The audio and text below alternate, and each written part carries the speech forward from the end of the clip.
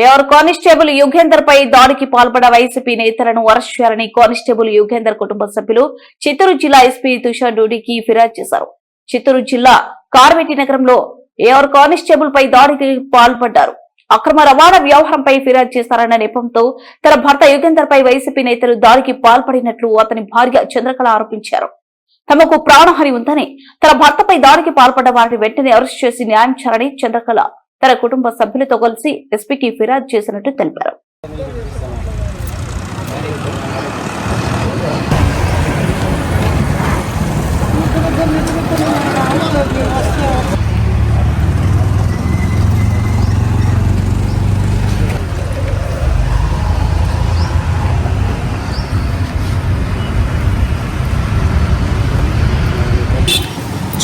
Sir, నా పేరు చంద్రకళ. నేను యుగంధర్ కానిస్టేబుల్ వాళ్ళ వైఫ్ని చెప్తున్నాను.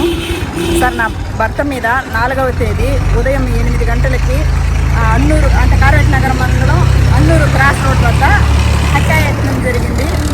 ఆ హత్యాయత్నం చేసింది ఆదాము, ప్రవీణు, భాగ్యరాజు వాళ్ళతో పాటు కొంతమంది అనుచరులు. వీళ్ళంతా కలిసి అతన్ని చంపబోయారు.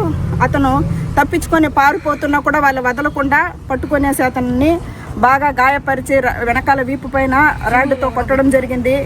అతను తప్పించుకొని అక్కడి నుంచి వెళ్తూ ఉంటే వాళ్ళ వాహనంతో వెనకాల నుంచి కూడా స్కూటీని గుద్ది అతన్ని చంపాలని ప్రయత్నం చేశారు. తర్వాత అక్కడి నుంచి జనాలు రావడంతో అక్కడి నుంచి వాళ్ళు పారిపోవడం జరిగింది. ఒకవేళ అతనికి మామూలుగా ఎవరూ లేని సమయం అయ్యింటే అతను ప్రాణాలతోనూ స్పృహ తప్పిపోయి పడిపోయి ఉన్నాడు. అతన్ని మేము ఆసుపత్రిలో కార్వేటి నగరంలో చేర్పించడం జరిగింది. తర్వాత అక్కడి నుంచి రోయాకు తీసుకెళ్లడం జరిగింది.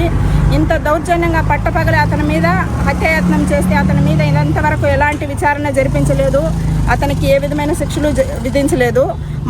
పైగా మా మీదే తప్పుడు మమ్మల్నే కొట్టేసి మమ్మల్ని ఆసుపత్రి పాలు చేసి తర్వాత మా మీదే తప్పుడు కేసు